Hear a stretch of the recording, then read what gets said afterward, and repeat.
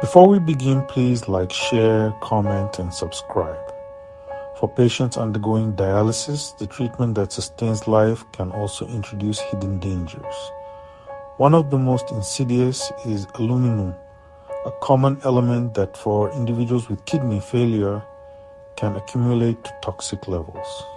In this video, we'll explore the evidence-based insights into aluminum toxicity, its sources, symptoms, and most importantly, the practical, actionable steps both patients and clinicians can take to prevent it. So, what exactly is aluminum toxicity? For most people with healthy kidneys, the small amount of aluminum we encounter daily is easily filtered out and excreted. But for patients with chronic kidney disease, and especially those on dialysis, this natural filtration system is compromised. The body's ability to eliminate aluminum is severely limited, allowing it to build up in the blood, bones, and brain. This accumulation is what we call aluminum toxicity. A comprehensive 2024 review in Stat Pearls by medical experts James S. Jackson and Preeti Rout provides a clear framework for understanding this condition. They highlight that because the kidneys can no longer perform their vital function, dialysis patients are uniquely vulnerable to sources of aluminum that would be harmless to the general population. This sets the stage for a serious yet preventable medical complication. Understanding where this exposure comes from is the first step in prevention. The most significant and historically dangerous source is the dialysate itself, the fluid used during dialysis to clean the blood. If the water used to prepare this fluid is not meticulously purified, any aluminum present can transfer directly into the patient's bloodstream. This is why modern dialysis clinics use sophisticated reverse osmosis or RO systems. However, if these systems fail or quality assurance is lax, the risk returns. Another major source is medication. For decades, aluminum-containing phosphate binders were prescribed to control high phosphorus levels in dialysis patients. While effective, they contribute directly to the body's aluminum load. Even over-the-counter antacids can be a hidden source, as many contain aluminum hydroxide. Less common, but still relevant, are other sources like parenteral nutrition or occupational exposures, all of which add to the cumulative burden on a patient's system. With these sources in mind, let's focus on a patient-centered run-away from aluminum checklist. First and foremost, feel empowered to ask your clinic about its water quality monitoring.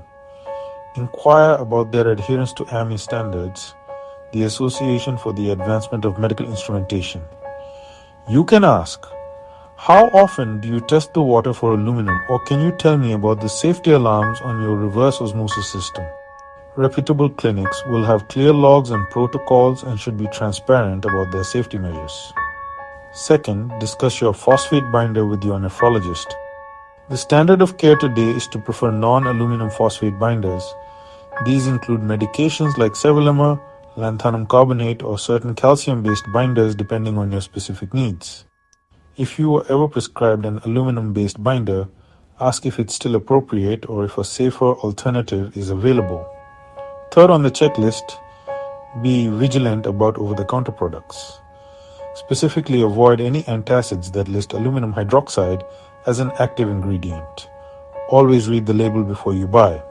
If you need relief for indigestion, ask your care team for a recommendation that is safe for dialysis patients. Fourth, regularly review all of your medications and supplements with your nephrologist and pharmacist. This includes prescriptions, over-the-counter drugs, and any herbal or dietary supplements. This practice, known as medication reconciliation, helps catch any hidden sources of aluminum and ensures your entire regimen is safe and coordinated. Fifth, be mindful of your drinking water. While municipal water is generally treated to have low aluminum levels, if you use well water, it's crucial to have it tested. Never use unverified water sources for drinking or mixing medications. Stick to trusted, purified water. Sixth, and this is critical, report any new or unusual symptoms to your care team immediately. The signs of aluminum toxicity can be subtle at first. They include unexplained confusion or changes in personality, difficulty with speech, persistent bone or joint pain, and profound muscle weakness. These symptoms overlap with other conditions, so prompt reporting is key to a correct diagnosis. Finally, keep all your scheduled appointments for lab work. If you have known risk factors, your nephrologist may decide to periodically check your serum aluminum level. This simple blood test is the primary tool for monitoring your body's aluminum load. Don't hesitate to ask your doctor, should my aluminum level be tested? Now, let's turn to the clinician-facing safeguards that form the backbone of prevention. First is the rigorous maintenance and monitoring of the water treatment system. This means ensuring the dialysate aluminum concentration remains well below the Army mandated limit of 10 micrograms per liter. This requires regular testing of both the source water and the final purified water with meticulous documentation and periodic audits to verify compliance. Second, clinical protocols should prioritize non-aluminum phosphate binders for all chronic kidney disease patients, especially those on dialysis. Pharmacy systems can be configured with alerts to flag prescriptions for aluminum-containing products for this patient population. Third is proactive medication reconciliation at every patient encounter.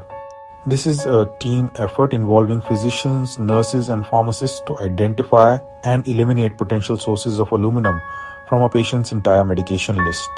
Finally, for patients with suspected toxicity, clinicians should consider specialized testing like a deferoxamine challenge test and consult with toxicology experts to guide diagnosis and treatment. It's also important to address common myths. A frequent question is about aluminum cookware and foil.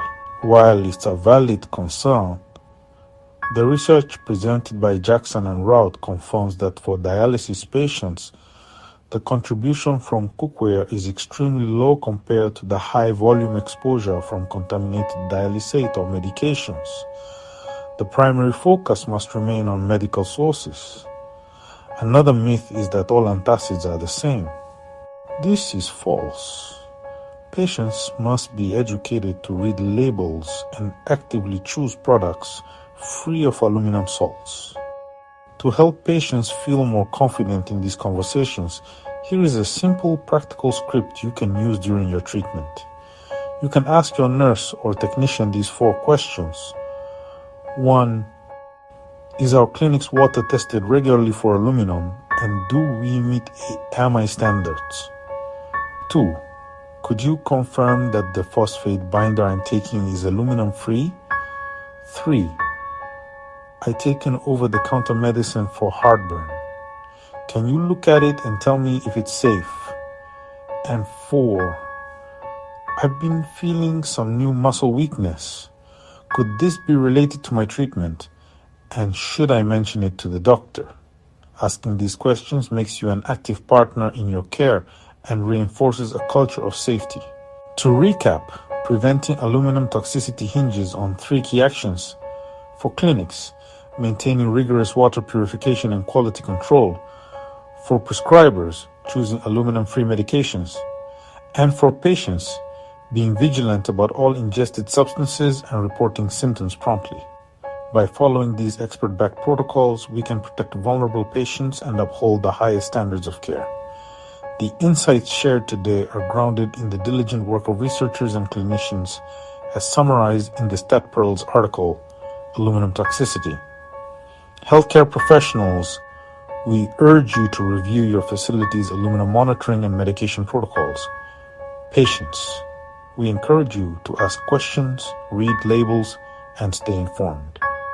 As Jackson and Routh's work reminds us, prevention begins with awareness, and patient safety is achieved when we rigorously apply the science.